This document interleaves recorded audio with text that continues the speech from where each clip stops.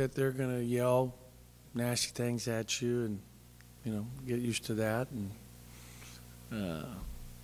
but in reality, I mean, it's different. Everybody, it's us against the world. I mean, and they've all played road games, but not a road game like you do in college because there's bigger crowds. And so we kind of talked about that before practice yesterday a little bit. And my whole thing is, I explain to them when I go on the road or at home, I'm not hearing anything. I mean, I'm totally locked into what we're doing, and that's what I recommend is best. You never respond, because that's what a crowd's trying to get you to do, is to lose focus and concentration when they're saying something personal or yelling at you. Do you lean on your veterans more in road games, especially with such a not necessarily. I mean, we're leaning on everybody that we count on equally. We're not treating any different. It's just the travel and hitting the road, and so this will be a good test for us Thursday.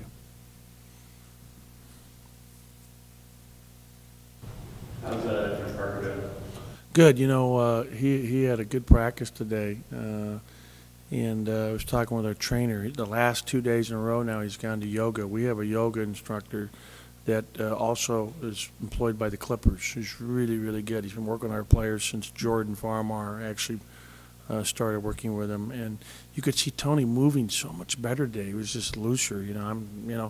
I worry because the plane ride has affected his back in the past, so we got to make sure he's able to get up and down and move around every 20 minutes once we go up in the air tomorrow.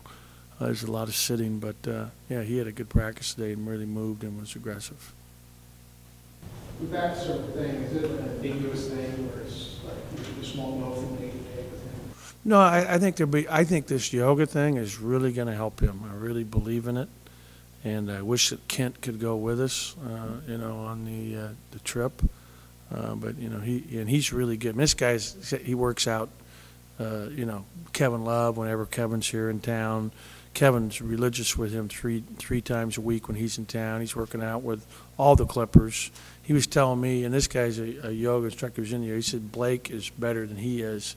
He says Blake is like just an absolute freak of nature, how limber he is and how strong in his core. Because I asked him, I say, who are the guys that are really impressed? And he says Kevin's great. He says Blake is unbelievable. So it's just, the Wares have worked with him before in the past, and we got to get Shabazz in there with him because it'll help his flexibility as well. But, speaking in terms of Tony, you could see the noticeable difference. And you can ask our trainer, like the trainer who's great, Leif Morris, came up and said, the yoga is really making a difference. And then he comes right from yoga to Leif, and Leif's working with him too, so it's good. Coach, how would you grade the freshmen as a whole at this point? Yeah, they've been fantastic. They've really, really done a heck of a job, and I've been really, really pleased with their growth. I mean, I thought that our last 2 games was our best defensive efforts of the year, and that was really important, and they've done a great job. I mean, you can go through and talk about them each individually, but as a whole, collectively, they've done a great job. There's been a lot of really talented players come through that you coached. What sets Shabazz apart from just an average player? Well, he's so driven to be great. I mean, like today, he came to practice, his knees were bothering him because, last night he's working out in the gym after we've already had a 2.5-hour workout with his dad's best friend who played with him at SC. And it's like, there's a diminishing return here if you're doing too much, because you can see your knees are a little sore today now. And, but he's just driven. He really wants to be good. And, it's a work ethic. It's a desire to be great. It's a toughness. And he's, getting better and better and better, and constant improvement. You look at all the great ones. And I use guys as examples. Like Magic Johnson came into the league shooting less than 70% from the foul line when he entered the NBA. He left top 5 in the league. Michael Jordan wasn't known for his jump shot coming out of college. I mean, when he was one of the great jump shooters in the history of the game. I mean, guys that are great, that are really special, keep getting better every year they play. And that's what it's about. I mean, you look at the guys we've had that, have gone on and how they continue to improve as players, growing as individuals. How would he compare to some of the top freshmen that you've coached since you? Right. Thus far, right up there. Yeah, special. I mean, it speaks for itself. When you talk about the growth of the freshman in defense, were there concepts they had to learn, or was it just understanding the level of effort? Both. It's definitely concepts. It's like, we talked about this back in November, trailing a player who's a shooter without separation and being able to be in a defensive stance off the ball and be ready to go, and the intensity level that you have to play with. And then we're talking about hedging or, fighting to get back in front of the ball. There's all sorts of little things. And those players would be better to ask than I would for that. I mean, they could speak to this as well, I'm sure, what their thoughts are. Did you have any idea how long it would take? It always takes a while. Yeah, it always takes a while. I mean, we've had very few freshmen that have shown up, that were just ready, and it starts with their, depending on where they're from. Like Baumute was, probably in the Flalo were probably the two most exceptional freshman defenders that I've coached. They were able, and they still made mistakes. But, I think back especially to Luke. I mean, to do what he did as a freshman and play at such a high level and be so good defensively is really a rarity. It's the exception to the rule. I mean, most players are coming in and have a lot to learn. Coach, at the start of the season, I feel like so much pressure on this team with all the guys you got on the squad, and then it didn't start off perfectly as everyone, expected, I guess. No, here to expect perfection? Come on. Yeah, right here. Since then, I mean, certainly a turnaround. How do you stay, I guess, focused and keep those distractions aside when people are calling for your head and everything else? I mean, it's got to build up at some point, right? We have very high expectations at UCLA. That goes without saying. That's why I wanted to be the coach here. I love those expectations. I think it drives your players to be the best they can be, to always have expectations that you're supposed to win every time you play. And it drives you to get better. And I think our kids have really improved a lot over the course of the season. We still have a long way to go. I'm really feel good and confident about our team. And our biggest thing is just staying healthy. As long as we stay healthy, we're getting better. Like Norman Powell had a great practice today. I really felt good about how he practiced today. Tony had a really good practice. That was good. You see how Larry Drew's really improved throughout the year. I mean, he's number 1 in the country now in assist-to-turnover ratio, number 2 in assists overall. And, he's really growing as a player. It's just fun. I think the greatest joy that I get, and I was just telling this to Reed earlier, is watching kids improve and watching them grow as players. And there's nothing more fun for a coach than seeing that happen, and we're seeing it happen. What do you want to see your team still improve on? What's left? What do they need to work on still? Well, rebounding. I mean, we've been really crushed, giving up too many offensive rebounds, in particular our last 3 games. I think we've given up like 57 of them. Like 17, 18 a game. We're not going to win at Utah come Thursday night if we don't do a better job blocking out and limiting, second shot opportunities by our opponent. What do you credit most for Larry's improvement? Just his hard work, his determination, and him being coachable and trying to do the things I want him to do. He's been great. He's been I thought he got really he was maligned coming in here, and I think that he's really done a heck of a job for this team. Have you pushed him any harder than other guys? Yeah, I don't know that. I think a lot of it's he's 5th-year senior. I mean, he's a man here now. Pardon me? I thought he was really coming in here in terms of a lot of national media talking about Larry Drew, because of how, it all ended for him at North Carolina. I thought he really, a lot of people were like, Larry Drew, why are you taking him? What are you thinking about? And, I was like, and I said this to the media recently is that, I screwed that up. If I had done a better job by being more patient recruiting, I would have had him here the last 4 years, and it made my life a heck of a lot better. Because he's really a good player, as we're seeing right now. Given how minded he was, is it especially important that he has that distinction of leading the nation in assist to turnover ratio? Do you think that's good for his confidence? So, yeah, I mean, I think he's very confident in who he is, and I think he's having a lot of fun. And he's having fun. I mean, these guys are still kids. I mean, they're supposed to be having fun. I mean, there's so much attention. There's so much, talking about the pressure and all the things that are put on them because of, just how everything's so connected now. That, ultimately, it's still about having fun. These guys are kids. What have you been telling Tony, given his impact with his minutes? Tony's been great. And Tony, like I said today, had a great practice. I was really excited about it, and especially for him just to be healthy. I mean, his health thing has been a real tough thing for him right from the beginning when we first started in July, hurting his hamstring and spraining his ankle, which was a pretty serious sprain. And then he had this back issue again crop up a couple different times during the season.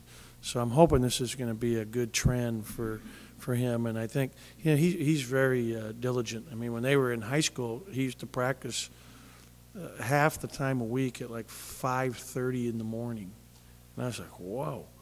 And so literally they were getting up at 5:30 a lot of the time throughout his entire high school career. So he's a kid who's got a great work ethic and disposition. So Tony's going to be a very good player too. He's really learning a lot. A lot of stuff's new, and I think he'd be the first to tell you that. But I was excited today. I mean, he was beating up Travis today, and that's how he has to play. Tony coming in here, it wasn't part of him to be, really physical and knock people around like you think it would be with his body. And he's learning to do that now, and that's really effective for him because he is strong and he has the ability to be very physically tough. Is he a good example of getting healthy or getting better? Well, they coincide. Being healthy is going to help him. But no question, it's about him being more flexible. Like today or yesterday, I mean, it was today, I learned for the first time he had a broken toe when he was like, and we didn't know that. That changes, your gait a little bit. I don't know if everybody's ever had a broken toe. These are all things that are, and you can see how it changes a gait in someone. This is something that the yoga instructor picked up on, and so he's telling us. He had a broken toe, I think, in high school. Yeah, but that affected, I mean, it's. Coach, what's the difference between Shabazz 2 months ago and Shabazz now? Conditioning and experience, just learning. He's a better defender than he was 2 months ago, for sure, and needs to continue to grow in that area. But his conditioning is just so much better. He's. Do you find that every time you suggest something to him to work on, you see that he's doing that, and it's just? Oh, he's very coachable, very coachable. And I thought about that yesterday as I was talking to him in my office. Here's the #1 player in the country, and as he's leaving my office, I'm thinking to myself, what a nice kid. I mean, to have all that attention, everybody always telling you how wonderful you are and how great you are, and to always be in that limelight, and to still remain truly a really nice kid. It's really special. Coach, the next 4 out of 6 games on the road, aside from going, Don't remind me. you guys are kind of keying in on as a coaching staff to learn about and get better as a team? Well, I mean, it comes down to the basics again. It comes down to just basic fundamentals. And one thing I mentioned is our blockouts. We've got to get better at our blockouts. We've got to get better still at our transition defense. And, one of the things that we're seeing is you're seeing teams being really patient on the offensive end. And we've got to learn how to be able to grind those games out. I mean, we would rather, let's get up and down. That's how we've been playing this year. I mean, we're scoring a ton of points. And this team's really good offensively. We got 2 point guards out there at the same time a lot of the time, and Kyle and Larry, and that's, makes everybody. And we really shoot it well. I mean, the Wares they have open shots, they're knocking them down. Obviously, Jordan, Shabazz, Norman, we got guys who can shoot. So, we just got to keep growing, keep getting better. Our execution, like yesterday, we came to practice yesterday. We did no contact yesterday. We spent about 35 minutes just working on shooting, and then we spent over an hour just executing all our different plays, our sets, our zone plays, our out-of-bounds plays, everything that we're doing, going full speed, which is, it's taxing for them. Do you have any concerns about getting up and down in two cities at altitude like you have this year? No, we're in good shape. We'll be fine. With Larry, do you see similarities between his coaching style and Montgomery? Say that again? Larry and Scrubia.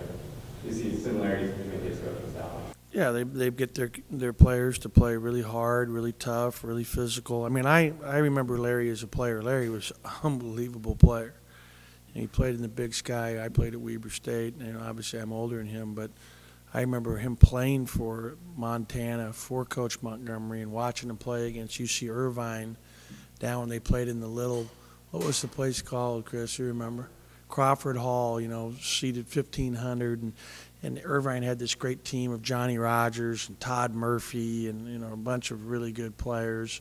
I saw, there was 20 pro scouts there, and Kostoviak was just a beast. So I go way back to I have great respect for Larry, and they're the number one team in field goal percentage defense in our conference. They do a great job defensively. They very much pack it in. He's going to do really good there, and he obviously played for a great coach in college, and he's doing a great job and had great success at Montana. Did you win at Utah when you were here? We actually did. Jerry Pym, my boss at Santa Barbara, was the coach at the time, and we won there once and lost there once.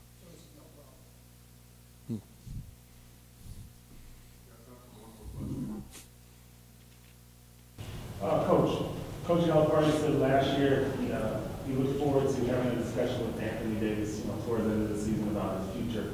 Do you look forward to that with Shabazz, or you kind of dread that day? No, I mean it is what it is. But I'm that's getting way ahead of ourselves. I'm more focused on tomorrow's practice and trying to beat Utah on the road here come Thursday.